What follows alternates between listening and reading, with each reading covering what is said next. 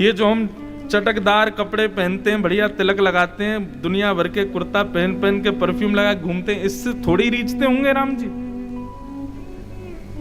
यदि सुंदर रूप होना, पौरुष होना, शरीर होना ही राम जी को रिझाता तो रावण कम नहीं था उसमें। छरेरा बदन रावण का, लोगों के एक मुख होते हैं, उसके 10 मुख थे। लेकिन हमारे यहां एक श्लोक कहा जाता है, शरीरम स्वरूपम तथा वा कलत्वम रथश्चारुरुचिरम धनम मेरुतुल्यम मनश्रेण लग्नम कृष्ण चरणारविंदम ततः किम ततः किम ततः किम ततः किम। सुंदर शरीर है, सुंदर रूप है, सुंदर धन है, सुंदर पत्नी है, सुंदर सब कुछ है आपके पास, लेकिन मनश्रेण लग्नम राम चरणारविंदम, सब कुछ सुंदर है लेकिन मन राम जी के चरणों में नहीं लगा है तो वो सब व्यर्थ है, सब बेकार है। रावण के पास क्या नहीं था? सब कुछ था, लेकिन मन नहीं लगा था राघव के चरणों में। और वहीं वानरों को देखो, ना रूप इतना सुंदर, ना शरीर इतना सुंदर, ना कोई संपत्ति, घर बार तो है नहीं, पेड़ों पे ही रहते बेचारे, कुछ भी सुंदर नहीं, लेकिन मन लगा हुआ है श्री राम जी के चरणों में, इसलिए उनका सब कुछ सुंदर लगता है।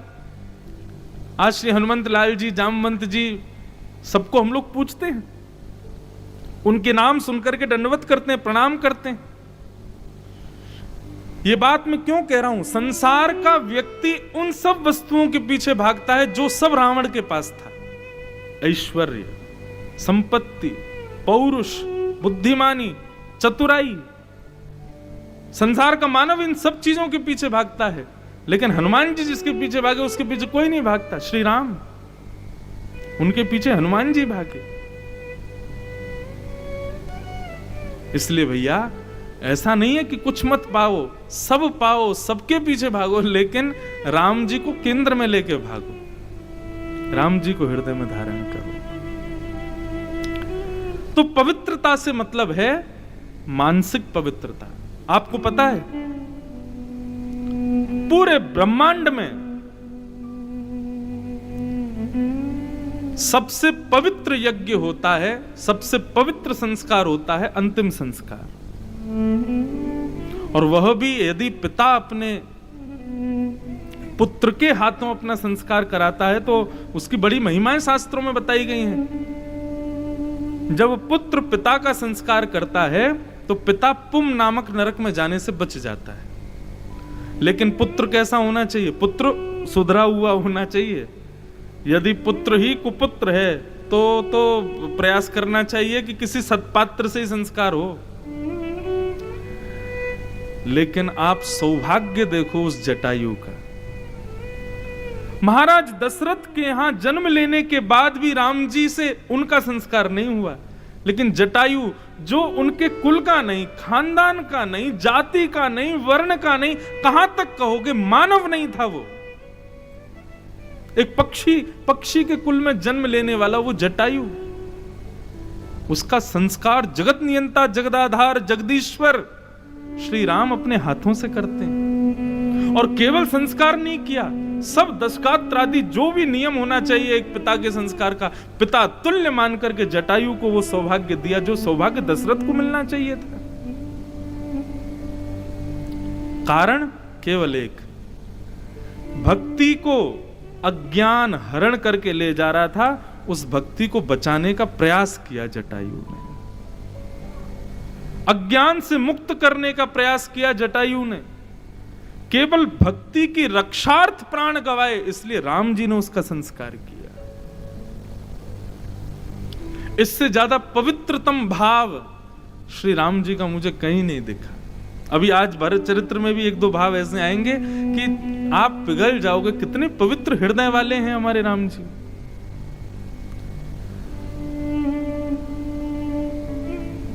मुझे आज जब मैं इस विषय का विचिंतन कर रहा था तो मुझे जटायु को बार बार प्रणाम करने का मन कर रहा था।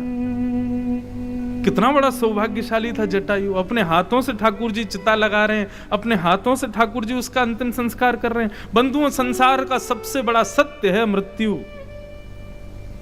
सबसे बड़ा सत्य। क्योंकि मृत्यु के समय पर कितना भी बुरा आदमी हो, सब उसकी प्रशंसा ही करते हैं। कितना भी दुष्ट हो, चार लोग उसकी प्रशंसा ही करते हैं। लेकिन ऐसी स्थिति में भी जटायु की प्रशंसा, जटायु के गुण, और अपनी गोद में, राम जी की गोद में प्राण त्यागे जटायु ने, इससे ज्यादा पवित्रतम भाव और कहां देखोगे आप। राम जी हृदय के बड़े पवित्र हैं। लक्ष्मण से कहते हैं, लक्ष्मण, मैंने अपने पिता का संस्कार नहीं किया, लेकिन जब मेरे हाथों में जटायु ने प्राण त्यागे तो मेरे मन में भाव आया, शायद मेरे पिता ही हूं, मैं इनका संस्कार करूंगा। और एक पुत्र के भांति समस्त संस्कार जटायु के किए। अरे कहां तक कहें, आकाश से देवताओं ने पुष्प वर्षण किया जटायु के संस्कार पर। श्री राम जी संस्कार कर रहे हैं। ऐसे परम पवित्र श्री राम जी को हम प्रणाम करते हैं, जिनका हृदय इतना निर्मल है, इतना पवित्र है।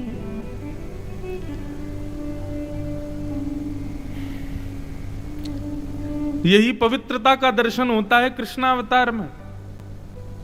यहां पर जटायु को पिता तुल्य मानते हैं राम जी, और वहां तो अद्भुत ही हो गया। द्वापर में कृष्ण पूतना को मां के रूप में देखते हैं। कंबा दयालुम शरणम ब्रजेम, अहो वकीयम स्तनकालकूटम, जिघांक्षयापा यदप्य साध्वी, लेभे गतिम धातृचिताम ततोन्यम, कंबा दयालुम शरणम ब्रजेम। देवताओं ने हट कर लिया, बोले आपने पूतना को सदगति क्यों दी, हमें ये बताओ। उसका नाम अच्छा नहीं, काम अच्छा नहीं, जाति अच्छी नहीं, गुण अच्छे नहीं, आपके पास आने का कारण अच्छा नहीं, मारने के लिए आई थी आपको, और आपने उसको सदगति दे दी, क्यों? तो भगवान टेढ़ी सी नजर करके बोले, स्तनम दत्वा सदगतिम।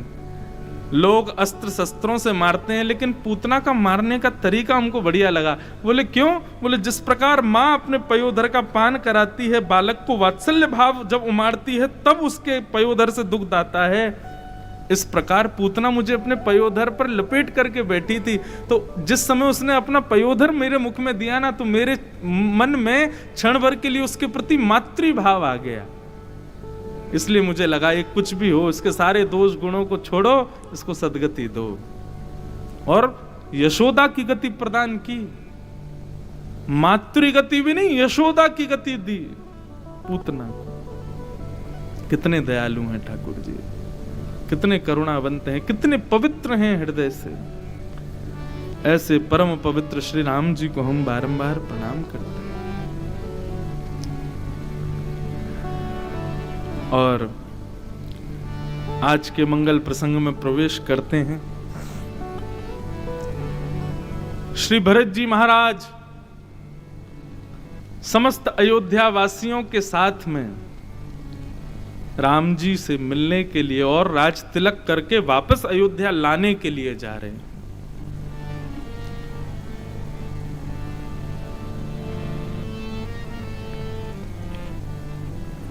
निज गुण सहित राम गुण गाथा, निज गुण सहित राम गुण गाथा, सुनत जाहि सुमिरत रघुनाथा, सुनत जाहि सुमिरत तीरथ मुनि आश्रम सुर धाम, तीरथ मुनि आश्रम सुर धाम, निरखि निमज करहि प्रणाम, निरखि निमज करहि मन ही मन मागहि वर एहु, मन ही मन मागहि वर एहु, हे सिया राम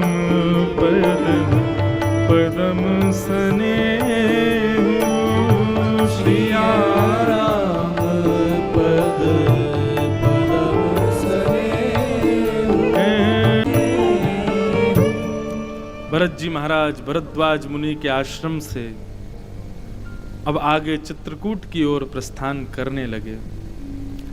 राम जी के गुणगानों को सुनते हुए और उन्हीं का स्मरण करते हुए, जब भरद्वाज ऋषि ने बताया कि संकल्प लेते समय भरत खंडे सुनते ही राम जी के हाथ कांपने लगते थे।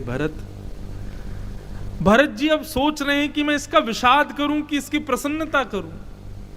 मैं यहां पर अब दुखी मनाऊं कि मेरे राघव को कष्ट हो रहा है, कि मैं इस बात की प्रसन्नता रखूं कि मेरा नाम सुनते ही राम जी विकल हो जाते हैं। लेकिन श्री भरत जी महाराज बस अंतःकरण से श्री राघव का स्मरण करते हुए आगे बढ़ने लगे। और स्थिति यहां पर गोस्वामी जी वर्णन करते हैं कि भैया मार्ग में जहां कहीं भी छोटे बड़े स्थान, मंदिर या कुछ भी, जैसे ग्राम देवता भी यदि मिल जाते थे, किसी बट वृक्ष के नीचे कोई छोटे से ग्राम देवता हैं, 2-4 लोग उन्हीं का पूजन करते हैं, वो भी यदि भरत जी को दिख जाते थे तो भरत जी उनको भी दंडवत प्रणाम करते और सबसे एक ही वरदान मांगते थे, क्या? सिया राम पद पदम स्नेहु। हे देवता, हे ग्राम देवता, हे नगर देवता, हे तीर्थ देवता, हे वृक्ष देवता, बस इतनी कृपा करना कि सिया राम जी के चरणों में मेरा और स्नेह हो जाए, मेरी और रति हो जाए। कई बार अयोध्या के लोग चलते चलते किसी ग्राम देव को छोड़ भी देते, लेकिन भरत जी तब भी प्रणाम करने जाते। कोई रह ना जावे, कोई पवित्र नदी दिखती, कोई पवित्र स्थान, बस झूठे को कोई बोल दे कि यहां एक देव है, यहां एक पवित्र नदी है, भरत जी तुरंत कूद जाते और स्नान करके तुरंत उस स्थान से वरदान मांगते कि सिया राम जी के चरणों में मेरा प्रेम हो, ऐसी कृपा करना। कैसी स्थिति है बंधुओं भरत जी की। अभी जब भरत चरित्र विश्राम होगा ना, तुलसीदास जी के शब्द सुनिएगा भरत जी के लिए।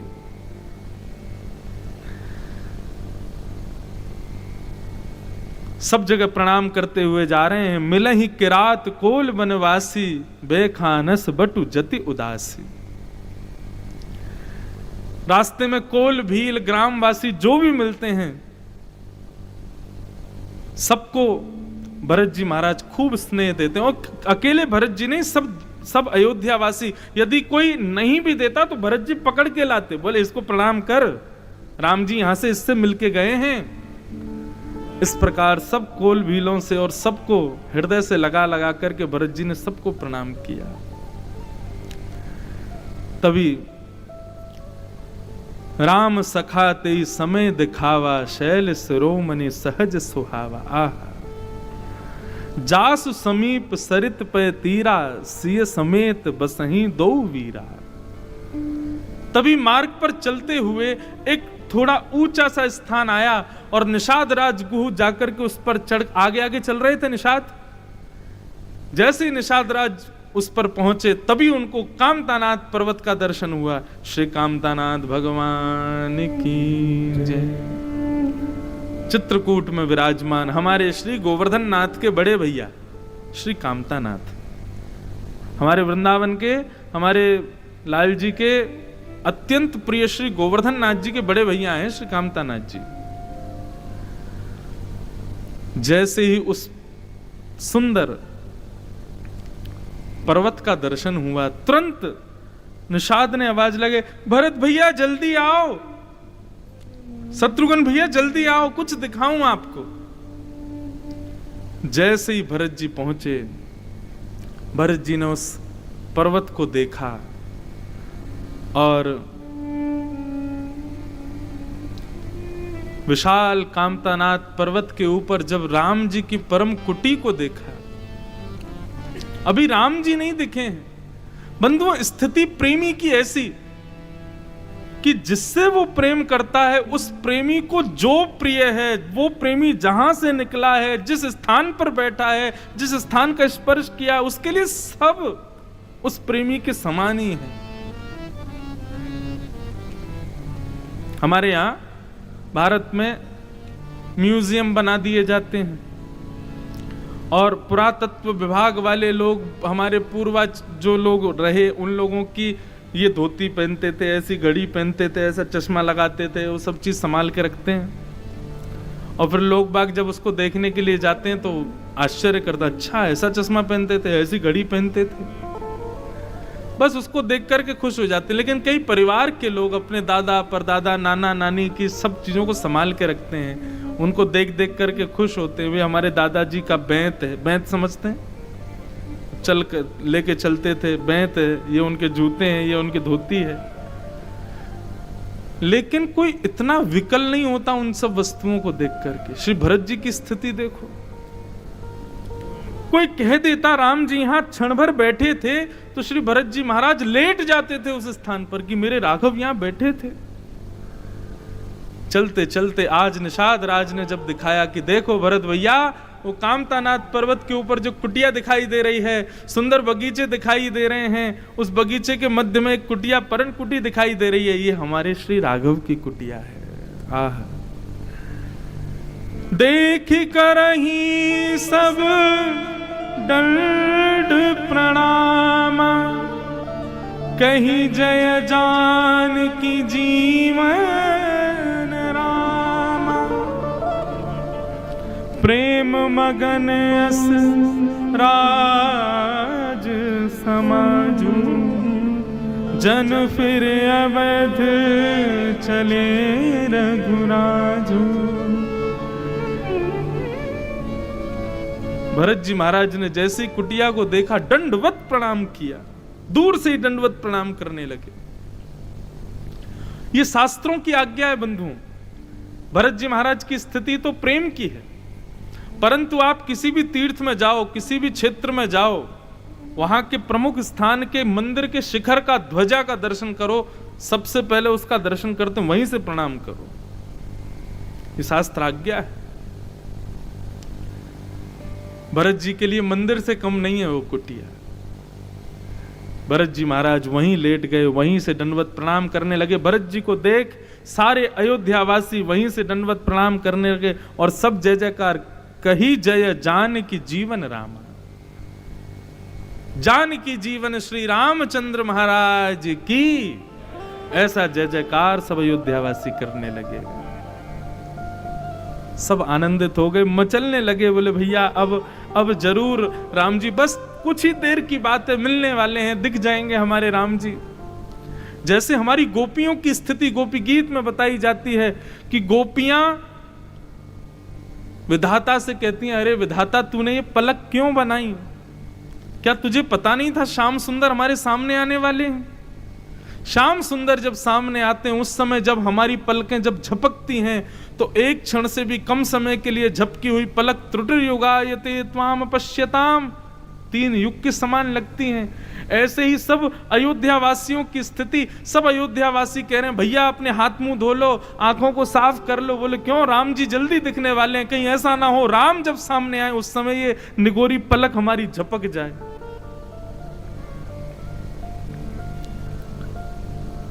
भारत प्रेम ते ही समय जस, तस कही सकही न शेष। तुलसीदास जी कह रहे हैं भरत जी के प्रेम को शेषनाग भी अपने 1000 फणों से गा नहीं सकते। कवि ही अगम जिम ब्रह्म सुख, अहमम मलिन जनेश। कवियों की बात तो बहुत दूर की है, शेषनाग भी यदि अपने 1000 फण से गाने के लिए बैठे कि मैं भरत का यश गाऊंगा, भरत का प्रेम बताऊंगा, तो शेषनाग की भी इतनी सामर्थ्य नहीं है कि वो भरत जी के प्रेम को बता सके। गोस्वामी जी कह रहे हैं आहा, ये तो थी अयोध्या। अच्छा, अब यहां से आगे भरत जी चल करके नहीं गए, सब चल करके जा रहे हैं, लेकिन जहां से परन कुटी दिखी है राघव की, भरत जी वहां से चल करके नहीं गए, दंडवत प्रणाम करते हुए जा रहे हैं, जिसको हम दंडवती परिक्रमा कहते हैं ना। ऐसे भरत जी दंडवत करते हैं और एक कोई स्मारक रख देते हैं और फिर उठ करके राम राघव रक्ष माम, फिर उस स्मारक को उठा के फिर आगे रखते हैं, राम राघव रक्ष माम, राम राघव पाहि माम, राम राघव रक्ष माम, राम राघव पाई माम। इस प्रकार दंडवत करते हुए जा रहे हैं।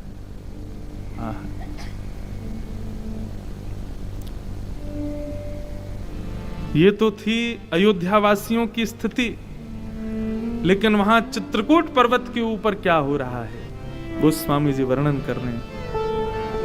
उहाँ राम रजनी अवशेषु, उहाँ राम रजनी अवशेषा, जागे सिय सपन अस देखा, जागे सिय सपन अस देखा, सहित समाज भरत जनवाए, सहित समाज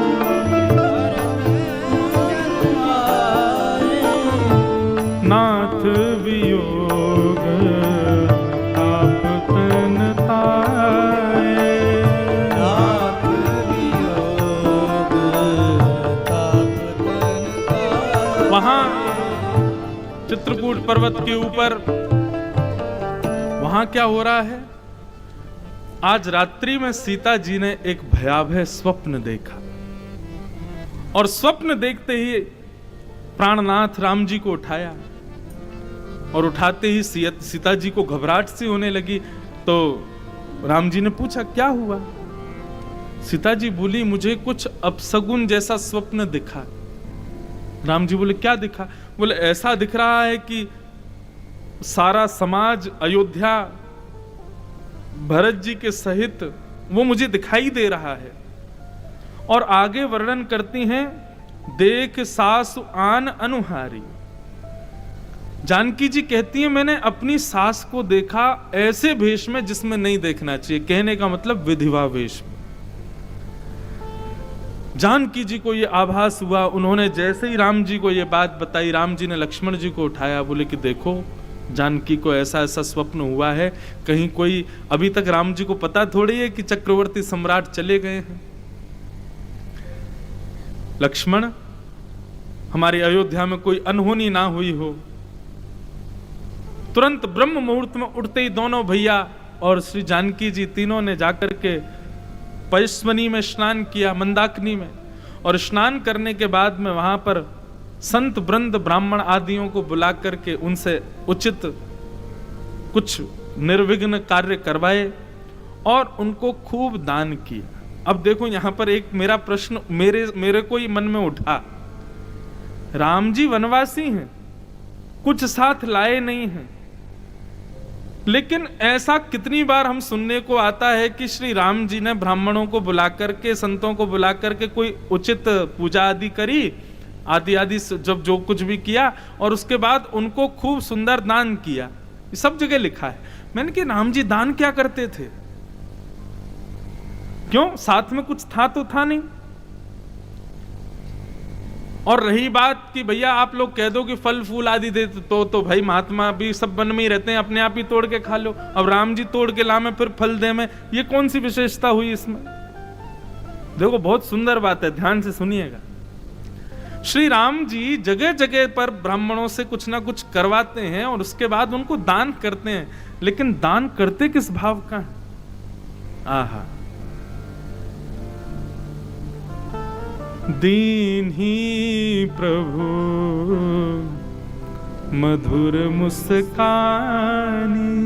आहा, हमारे राम जी केवल ये ब्राह्मण आते ही कह देते हैं, बोले राघव हमको कुछ नहीं चाहिए, बस हमारी पूजा से आप प्रसन्न हो जाना, हमारे सेवा से, हमारे भाव से आप प्रसन्न हो जाना। राम जी भी हाथ जोड़ते हैं, ब्राह्मणों के चरणों में सिर झुका करके प्रणाम करते हैं और केवल मधुर मुस्कुरा जाते हैं। ब्राह्मण बोलते हैं बस अब जीवन भर दक्षिणा ना मिले, हम इस मुस्कान पे ही जी जाएंगे। राम जी अपनी मधुर मधुर मुस्कान बांटते।